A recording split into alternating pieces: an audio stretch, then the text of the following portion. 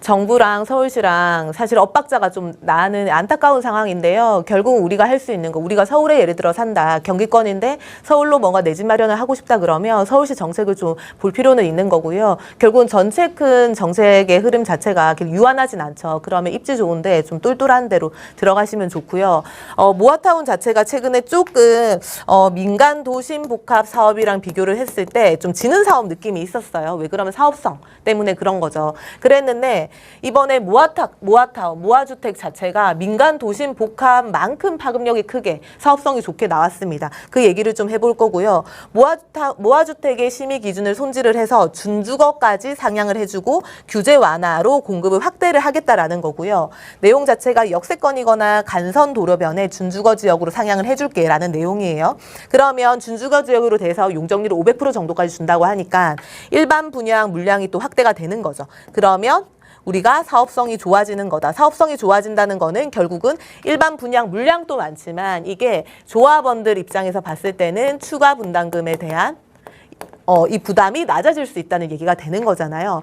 그리고 2종 일반 주거 지역은 우리가 보통 무아주택, 가로주택 정비 사업 이런 형식으로 가죠. 여기 같은 경우는 3종으로 종상향이 안 되다 보니까 평균 13층 정도 높이, 그러니까 15층 내외 정도의 아파트가 완성이 되거든요. 그러다 보니까 세대수도 작고 사업성적인 부분에도 좀 아쉬운 부분이 있단 말이에요. 근데 요거 같은 경우도 층수 자체를 폐지를 하겠대요. 중고층 아파트로 우리가 건설이 가능하게 해주겠다는 거고요. 그 밖에도 주민공동시설 개방 의무 같은 걸 다 삭제를 한다 그러니까 결국은 사업성이 좋아지는 거예요. 이 사업성은 용적률로 얘기를 해볼 수가 있는 거죠. 그래서 모아타운을 용적률 최대 500%까지 준다는 이 전제 조건은요. 우리가 준주거 지역으로 상향을 기본적으로 해주는 건데 2종을 3종으로 바꿔줬었죠. 그러면 3종을 또 준주거로 바꿔주는 이 개념인데요. 2종을 준주거로 바꿔주는 개념은 아니고 애초에 3종인 땅 위주로 좀 모아타운을 진행을 할 때 우리가 준주거 지역까지 그 다음 단계인 준주거 지역까지 상향을 해주겠다는 내용이에요. 이렇게 되게 되면 기본적으로 3종을 준주거 지역으로 하면 원래는 상한 용적률이 최대 400%인데 만약에 매입 임대 주택을 늘린다고 하면 500%까지 주겠다는 거죠. 그럼 서울시 입장에서는 두 마리 토끼를 다 잡아요. 재개발을 빨리 해준다. 그래서 일반 분양 물량이 많이 나온다. 거기다가 매입 임대 주택을 늘리다 보니까 임대 물량도 또 한 번 많이 나온다라는 이 두 마리 토끼가 다 가능한 거죠. 거기다가 모아타운 자체가 어쨌든 사업 속도가 예전에 20년 걸리던 걸 10년 플랜으로 하다 보니까 빠르게 진행을 할 수 있는 이 장점이 있죠. 강점을 가지고 있는 거예요. 그러면 3종 일반 주거 지역에 있는 땅을 준주거로 바꿔주는 건데요. 예를 들어가지고 우리가 2종 땅이 있고 3종 땅이 혼재돼 있는 이 모아타운 구역이 있을 거예요. 이런 거 같은 경우는 어떻게 하냐라고 했을 때는 서울시에 심의를 거쳐가지고 2종 땅이 있는 것도 심의를 통해서 3종 땅으로 충분히 일단 가능하다고 하거든요. 그게 심의 대상이고 아예 안 되는 게 아니니까 좀 확률적으로는 나아지는 거라 보시면 되는 거고, 또 하나 보시면 이 땅 중에서 역승강장으로부터 350m 이내, 그러니까 역세권이란 얘기인 거죠. 역세권이거나 혹은 폭 20m 이상의 간선도로변에서 50m 이내에 위치한 경우에는 해주겠다는 거예요. 예를 들어가지고 350m, 역승강장에서 350m 안에 면적 과반 이상이 들어가거나, 그쵸? 아니면 이 20m 이상의 간선도로에 완전 접한 면적 말고요. 이 간선도로에서부터 50m 정도 떨어져 있는 이 면적도 가능하다는 거예요. 그러니까 우리가 이 정도 얘기하면 민간도심복합이랑 비슷하네 라고 생각을 해볼 수 있을 거고, 그런데 민간도심복합이랑은 또 차이가 뭐냐면 민간도심복합 같은 경우는 간선도로변에서 50m 이 떨어져 있는 이거는 없는 거죠. 그냥 간선도로 50m를 접하고 있어야 되거든요. 근데 여기 같은 모아타운 같은 경우는 50m 이내에 좀 떨어져 있어도 상관이 없다 보니까 결국 원래 대로변의 상권이 좀 나름 활발하잖아요. 그런 것 때문에 재개발 속도가 좀 더딜 수 있는데 모아타운 같은 경우는 오히려 이 간선도로 대로변 접부는 우리가 떨어져서 들어갈 수 있으니까 그 속도적인 부분에서는 조금 더 앞지를 수는 있을 것 같아요.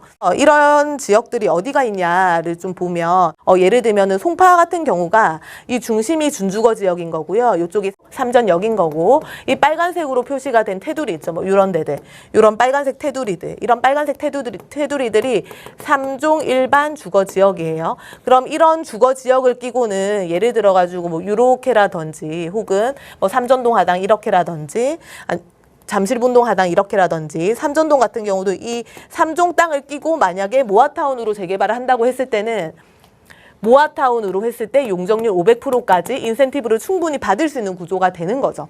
거기다가 삼전역에서부터 350m 근방에 만약에 또 구역을 만든다 그러면 충분히 가능하다. 지금 현재는 뭐 잠실이라든지 삼전이라든지 석촌 같은 경우가 민간 도심 복합으로 추진을 하려고 하고 있는데 그쵸?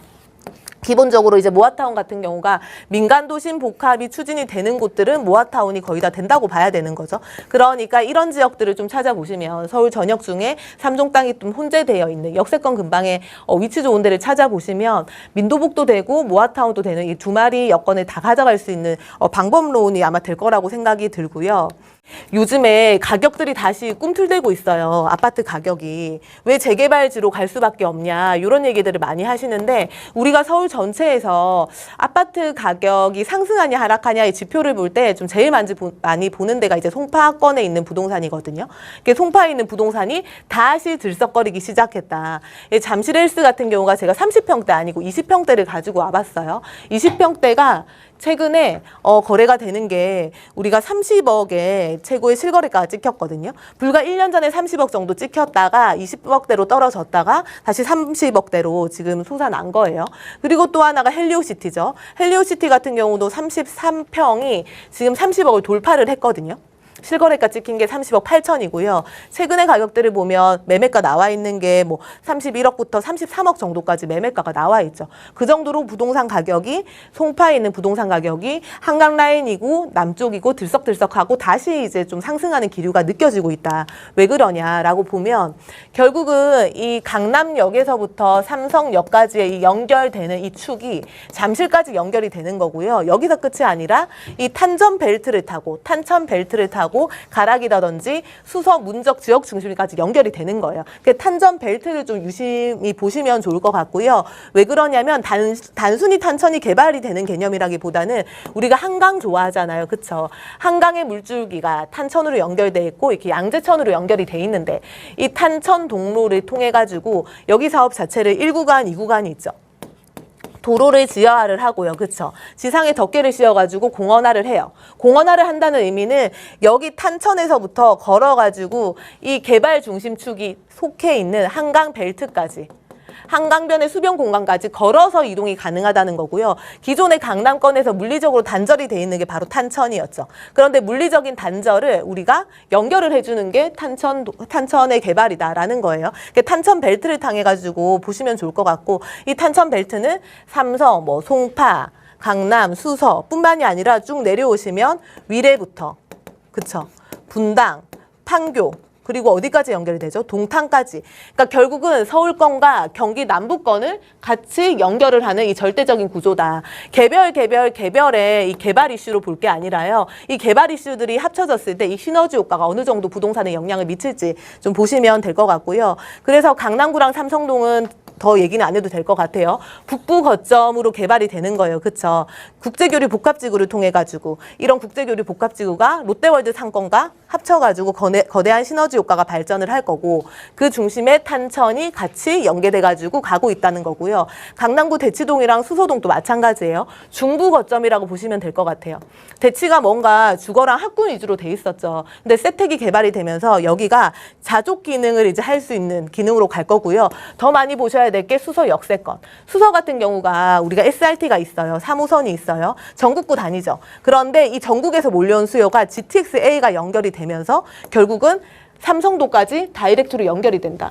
그리고 이 삼성역은 서울역에서부터 또 밑으로 내려오는 이 GTX-A의 연결 라인이 된다. 그러면 삼성의 축이 결국은 전국 단위가 되는 거고요. 이 삼성의 축이 바로 옆에 있는 잠실과 연결이 되어 있는데 이 중심에 수서역이 같이 가고 있다라는 거죠.